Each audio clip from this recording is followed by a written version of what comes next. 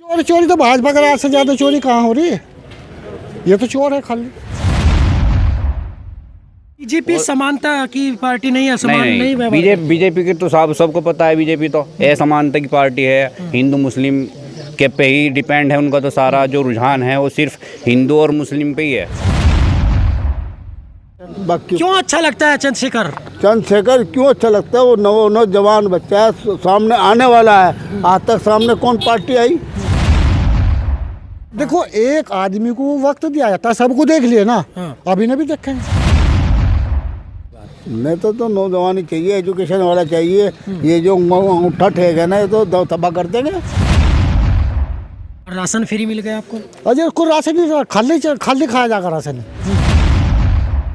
नई पार्टी है आजाद समाज पार्टी, क्या विश्वास कर लेगी जनता? करना चाहिए विश्वास? इसके अलावा कोई चारा ही नहीं है, विश्वास तो करना पड़ेगा। चंद्रशेखर कई बार बोलते हैं कि लोकतंत्र बचाओ, लोकतंत्र बचाने की लड़ाई है। क्या लोकतंत्र खतरे में है? हाँ, लोकतंत्र खतरे में। अच्छा, क्यों नाराज है भाजपा से? अजी भाजपा से देखो, हमारा काम है मजदूरी करना, कमाना, खाना। हाँ। और हम इससे दुखी हो गए, हमारे से ज्यादा दुखी कोई नहीं हो। के प्रति खास तौर से मुजफ्फरनगर सहारनपुर ज़िले में थोड़ी नाराज़गी है, क्योंकि मुस्लिमों को उन्होंने बिल्कुल अलग कर दिया है, छिटक दिया है अपने से। किसी को कोई टिकट नहीं दिया है। तो मुस्लिमों में मुजफ्फरनगर सहारनपुर में सपा का ग्राफ गिर रहा है। बीजेपी पार्टी जो है वो असमानता के आधार पर काम कर रही है और लोकतंत्र खतरे में ही है। तो किसको वोट करेंगे? हम तो देखो, इसे भाजपा को तो हम सपोर्ट बिल्कुल नहीं करते हैं। नहीं, जो चंद्रशेखर भैया जी हैं, मैं एक नौजवान पर बहुत अच्छे से, मतलब उनका जो रुझान है वो नौजवान को आगे बढ़ाने का है। नौजवान को? जी। और नौजवान को आगे बढ़ता देख के इंडिया आगे बढ़ेगा। और 2022 के विधानसभा चुनाव की तैयारियां सभी पार्टियों ने की, लेकिन एक नई पार्टी 2022 के विधानसभा चुनाव में अपनी मुख्य भूमिका के रूप में उतरी है, जिसका नाम है आज़ाद समाज पार्टी। वो चेहरा जिसको शब्बीरपुर कांड से लेकर और दिल्ली में चल रहे CAA प्रोटेस्ट में मुख्य चेहरे के रूप में भी देखा गया। कई बार CAA प्रोटेस्ट में उन्होंने शिरकत भी की और लोगों से अपनी बात कही। सरकार के विपक्ष में रहने वाला ये चेहरा टाइम्स मैगजीन में 100 उभरते नेताओं के रूप में लिखा गया, जिसका नाम है चंद्रशेखर आज़ाद रावण। इसने अपने इस राजनीतिक क्षेत्र में किस तरह से तैयारियां की और किस तरह से ये अपने प्रत्याशी को उतार रहे हैं। मैं मुजफ्फरनगर विधानसभा क्षेत्र की सदर विधानसभा में हूँ और सदर विधानसभा में इन्होंने अपने प्रत्याशी परवेज आलम को चुना है। परवेज आलम किस तरह से अब वोट बैंक बटोरते हैं और क्या स्थिति रखते हैं सदर विधानसभा में, परवेज आलम के ही इस क्षेत्र में है। और किस तरह से ये लोग यहाँ दिख रहे होंगे, ये खड़े हैं और किस तरह से वोट करेंगे और कौन सी पार्टी को करेंगे, ये हमें नहीं पता। इनसे बात करने से पता चलेगा कि परवेज आलम क्या ताकत रखते हैं, किस तरह से अपने वोट को बटोरेंगे। सबसे पहले हम चाचा से बात करते हैं। अंकल जी, आपका नाम क्या है? मतलूब सलमानी। तो यहाँ सदर विधानसभा में मुजफ्फरनगर जनपद की बात करें तो 6 सीटें हैं जी। 6 में से आज़ाद समाज पार्टी ने 3 मुस्लिम चेहरों को टिकट कर दिया है, जबकि समाजवादी पार्टी ने एक भी मुस्लिम चेहरा नहीं दिया है। तो क्या इसका भी फर्क पड़ेगा चुनाव में? हाँ, इसका बहुत ज़्यादा फर्क पड़ेगा भाई। किसी मुसलमान का चेहरा ही नहीं दिया इन्होंने 6 सीटों में से। तो आज़ाद समाज पार्टी ने परवेज आलम को चेहरा बनाया है और युवा लड़का है, सभासद भी है, वार्ड का बहुत बढ़िया काम करा। 5 साल में 4 साल चलते हुए हो गया, बहुत बढ़िया कार्य कर रहे हैं। और विधानसभा में आने से युवाओं को बहुत फायदा मिलेगा। अच्छा, युवाओं का वोट जो है परवेज आलम के साथ है? जी बिल्कुल सही जी। परवेज आलम मुख्य चेहरा रहेंगे या फिर आज़ाद समाज पार्टी के प्रमुख चंद्रशेखर आज़ाद को देखकर वोट किया जाएगा? दोनों को ही देख के वोट किया जाएगा।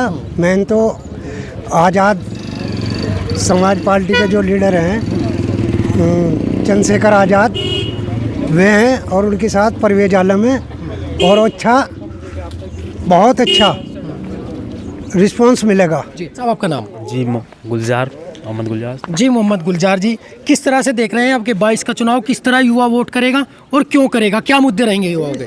युवाओं के लिए हमारे चंद्रशेखर भाई दिन रात खड़े रहे और रात दिन खड़े रहे, बहुत मेहनत कर रहे हैं फील्ड में। तो हमारे परवेज आलम वकील साहब मेंबर भी है, मौजूदा वकील भी है, वो भी युवाओं की बहुत ज़्यादा सपोर्ट करते हैं, रात दिन मेहनत करते हैं और फील्ड में रहते हैं। तो वोट करेंगे लोग? बहुत वोट करेंगे, बहुत अच्छी छवि है, बहुत वोट करेंगे। हमें पब्लिक ने उठाया है। जी, किस प्रत्याशी को और किस पार्टी को वोट कर रहे हैं आपकी बार? जी, हमारा जो है वो चंद्रशेखर आज़ाद जो है हमारे लीडर हैं, हमें उनकी तरफ ही हमारा ज़्यादातर रुझान है, युवाओं का या फिर उस तरीके को लेके, क्योंकि एक लीडर जो भी है वो जनता ही चुनती है। ज़रूरी ये बन जाता है कि लीडर तो सब बनने की कोशिश करते हैं, जो लेके चलता है मेन वो है। और जिस तरीके से युवाओं की बात को लेके कोई भी कांड हो, हाथरस कांड हो, वहाँ पहुँचे। जब कोई भी मतलब किस तरीके को लेके कोई प्रोटेस्ट होता है या फिर किसी जुल्म होता है किसी दलित पे, गरीब पे या किसी भी, उसको लेके आगे चलते हैं। इस वजह से लोग उन्हें पसंद करना शुरू कर रहे हैं और यही एक उनकी सोच है कि मैं अपने साथ साथ अपने युवाओं को और आने वाले को अपने साथ लेके चलूं। ये उनका मिशन है इस तरीके का। तो क्या बीजेपी जैसे पीछे सत्ता में रही है, अभी केंद्र में भी है, तो डबल इंजन की सरकार ने ध्यान नहीं रखा युवाओं का कि वह उनका शोषण ना हो? ये कहाँ लगता है बीजेपी को क्यों नहीं वोट करेगा? मगर वो बात नहीं आई इस बात। जैसे तो मतलब युवा बदल रहा है आपके? युवा बदल रहा है जी, बिल्कुल बदलेगा, लेके चलेगा, मतलब अपनी सोच को, अपने फ्यूचर को, माइंडसेट को और अपने प्रेजेंट को लेके चलेगा। आने वाली फ्यूचर के बारे में अच्छा सोचेगा कि हम अच्छी चीज़ों में इन्वेस्ट कर सकें अपनी कोई चीज़। अच्छा, ओवैसी भी आ रहे हैं, ओवैसी का तो कुछ फर्क नहीं पड़ जाएगा? देखो, फ़र्क की तो ऐसी बात है, जो चीज़ आता है उसका फ़र्क पड़ता है, मगर इतना नहीं। कोई ज़रूरी नहीं है कि भारी प्रत्याशी फ़र्क डालेगा। ये एक सोच की बात है अपने आप को लेके।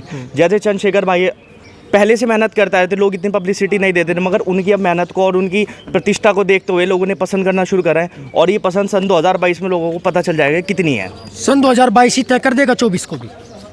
देखो, ऐसा है, ये तो एक 24 तो एक अलग मिशन है, ये यूपी का मिशन है फिलहाल। तो इसमें युवाओं का रोल अहम रहेगा कि वो भी एक युवा है इस तरीकों को लेके, तो उनका रोल अहम रहेगा इस चीज़ में। देखिए, युवाओं की जब बात करते हैं तो युवा अपनी बात को बड़े गहराई से पेश करता है, भविष्य की बात भी करता है, अर्जेंट के साथ साथ वो फ्यूचर की बात करता है और कहता है कि सारी चीज़ें याद रखी जाएंगी और याद रख कर कहीं वो 22 का वोट किया जाएगा। भाई साहब एक और नौजवान हैं और बात करेंगे। भाई साहब का नाम? अनस एडवोकेट, आज़ाद समाज पार्टी से नगर अध्यक्ष। अच्छा, नगर अध्यक्ष हैं। तो किस तरह से देख रहे हैं अपने नगर की वोट को? नगर की वोट का काम जो है बहुत ही अहम भूमिका निभाई जा रही है। जो हमारे नौजवान हैं उस बात को लेकर चल रहे हैं, जो हमारे जो चंद्रशेखर भैया जी हैं उनकी जो विचारधारा है, जैसे कि मानते हैं ये एक दलित समाज को एक बहुजन को लेकर चल रहे हैं साथ में, और इसमें समानता का बहुत ज़्यादा अहम वो देखा जा रहा है। समानता पे बहुत ज़्यादा गहराई से निगाह रखी जा रही है, क्योंकि इस पार्टी में सबसे जो अहम है। क्या बीजेपी समानता की पार्टी नहीं है? नहीं, बीजेपी की तो सबको पता है, बीजेपी तो असमानता की पार्टी है। हिंदू मुस्लिम के पे ही डिपेंड है उनका, तो सारा जो रुझान है वो सिर्फ हिंदू और मुस्लिम पे ही है, और उसी की वजह से जो है बीजेपी अपना वोट बनाती है। चंद्रशेखर भी तो कहते हैं कि 85 और 15 में फ़र्क होगा।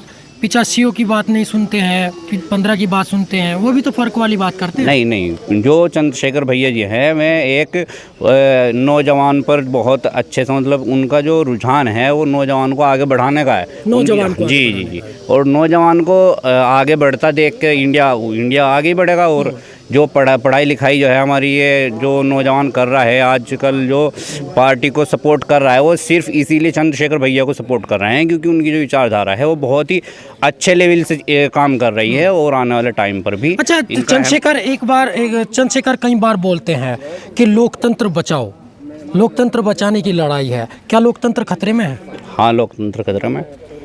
बीजेपी पार्टी जो है वो असमानता के आधार पर काम कर रही है, और लोकतंत्र खतरे में ही है। ठीक, उसके से जी कुछ और भी साथी हैं, लोकतंत्र खतरे में है कहते हैं। हमारे साथ में एक सीनियर एडवोकेट शायद हैं ये। सर आपका नाम? मेरा खुर्शीद फारूकी है भैया। तो मोहम्मद खुर्शीद जी, खुर्शीद फारूकी जी, किस तरह से चुनाव को देखते हैं 2022 के? जबकि यहाँ ओवैसी की पार्टी भी अपने प्रत्याशी को लेकर आई है। बहुजन समाज पार्टी ने भी 3 प्रत्याशियों को मुस्लिम टिकट दे दिया है और आज़ाद समाज पार्टी ने भी मुस्लिमों पर दांव खेल दिया है। और जब सपा की बात करते हैं तो सपा पहले से मुस्लिम जो है वोट बैंक रहा है सपा का। तो क्या सोचते हैं क्या होगा? सपा के प्रति खास तौर से मुजफ्फरनगर सहारनपुर ज़िले में थोड़ी नाराज़गी है, क्योंकि मुस्लिमों को उन्होंने बिल्कुल अलग कर दिया है, छिटक दिया है अपने से, किसी को कोई टिकट नहीं दिया है। तो मुस्लिमों में मुजफ्फरनगर सहारनपुर में सपा का ग्राफ गिर रहा है।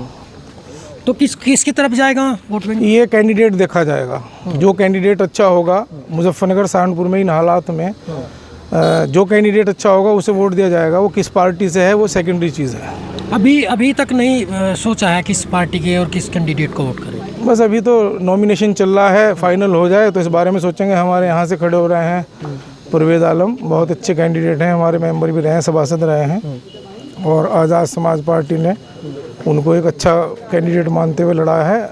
यहाँ के लोग तो सब उन्हीं के साथ रहे हैं। नई पार्टी है आज़ाद समाज पार्टी, क्या विश्वास कर लेगी जनता? करना चाहिए विश्वास? इसके अलावा कोई चारा ही नहीं है, विश्वास तो करना पड़ेगा। ये यकीन करेंगे तो दूसरा काम करेगा, आगे बढ़ेगा। तो यकीन तो ज़रूरी है, बिना यकीन के तो काम नहीं चलेगा। तो क्या कुछ सीटें जीत सकते हैं? विधानसभा की 6 सीटें हैं जनपद में, जीतनी चाहिए। अंदाजा कितना? 2 सीट तो इनकी निकल जानी चाहिए। 2 सीट निकल जानी चाहिए। ये बड़ी बात है, 2 सीट लाना। हाँ, 2 सीट निकल सकती हैं इनकी, एक देवबंद से और एक मुजफ्फरनगर से। जी देखिए, जब हम त्रिस्तरीय पंचायत चुनाव की बात करते हैं, यानी कि जिला पंचायत के जब चुनाव हुए थे तो आज़ाद समाज पार्टी के चुनाव चिन्ह नहीं था, लेकिन फिर भी इन्होंने 6 सीटें जिला पंचायत की जीत ली थी। तो ये बड़ी बात है। और दूसरा इलेक्शन विधानसभा का लड़ रहे हैं आज़ाद समाज पार्टी के जो प्रत्याशी हैं। देखते हैं कि क्या कुछ होता है। तो चाचा हमारे साथ में हैं, लगता है कि कई सारी विधानसभा चुनाव उन्होंने लोगों को वोट करते हुए दे दिए होंगे, कई सारी विधानसभाएं भी देते होंगे, कई नेता भी देखे होंगे। तो बात करते हैं कि किस तरह का नेता आपकी बार ये चाह रहे हैं। चाचा आपका नाम क्या है? मुझे जुल्फ़िकार अहमद कहते हैं। तो चाचा ये बताइए किस तरह का नेता होना चाहिए आपकी बार? नेता तो नौजवानी चाहिए, एजुकेशन वाला चाहिए। ये जो अंगूठा ठेक है ना, ये तो तबाह कर देंगे। ये कर क्या रहे हैं? और हमारे तो कैंडिडेट जो है वो एडवोकेट है। अब आप देख लो दिल्ली में क्या हालात थे, क्या बने आज। केजरीवाल ने क्या बनाया, लोग बात फिरे पैदल के बाद भी कुछ नहीं मिला। फिर वो केजरीवाल ही सामने आया। गलत कह रहा मैं आपसे। तो किस तरह मतलब आप जिताते हैं, कौन सी पार्टी को जिताएंगे ये बताइए? हम तो इसे चंद्रशेखर वाली को पार्टी को जिताएंगे। चंद्रशेखर वाली पार्टी को क्यों? नई पार्टी उठी, नया जवान उठा, नया जोश आया। अगर ये लेके 2-4 सीट तो हवा नहीं आ जाएगी क्या? केजरीवाल पहले क्या था, भाग गया था छोड़ के, फिर हटके से आया, फिर थोड़ा बना, फिर उसके बाद फिर छोड़ काटते, फिर उसके बाद फाइनल पे आया एकदम। बीजेपी को हरा पाएगी आज़ाद समाज पार्टी? वो तो देखो, मेहनत करना हमारा काम है, इज्जत जिल्लत अल्लाह के हाथ में है, ना तुम्हारे ना मेरे। गलत तो नहीं जी। तो कोशिश ये रहेगी कि जिताएं? कोशिश तो यही है 100% बाकी। क्यों अच्छा लगता है चंद्रशेखर? चंद्रशेखर क्यों अच्छा लगता है? वो नौजवान बच्चा है, सामने आने वाला है। आज तक सामने कौन पार्टी आई? सब बिल्ली की तरह बढ़ गए अंदर हैं। बिल्ली के अंदर तरह अंदर घुसेंगे, नहीं घुसे अंदर। तो प्रॉब्लम तो वो है, तो शेरों की तरह सामना करता है। शेरों की तरह सामना करता है। तो इसलिए तो लगता है कि आपको मतलब जो जनजीवन से ही कर पाएगा, जवानों को सुरक्षित कर तो कुछ ना कुछ तो बदलाव आएगा। जी आपका नाम क्या हुआ? शमीम अहमद। क्या करते हैं वैसे? मैं चिनाई का ठेकेदार हूँ। तो वोट तो करते ही होंगे? हाँ, वोट करते हैं। तो किसको वोट करेंगे? हम तो देखो इसे भाजपा को तो हम सपोर्ट बिल्कुल नहीं करते हैं। अच्छा, क्यों नाराज है भाजपा से? अजी भाजपा से देखो, हमारा काम है मजदूरी करना, कमाना, खाना। हाँ। और हम इससे दुखी हो गए, हमारे से ज्यादा दुखी कोई नहीं हुआ। मजदूर तो बहुत खुश रहा है। अजी कैसे खुश रहा? और राशन फ्री मिल गया आपको? अजी को राशन भी खाली खाया जाएगा। राशन खाली खाया जाएगा क्या? और भी तो चाहिए ना। तो हमें तो बहुत सारी दिक्कत है, मजदूर से ज्यादा दिक्कत तो किसी को भी नहीं।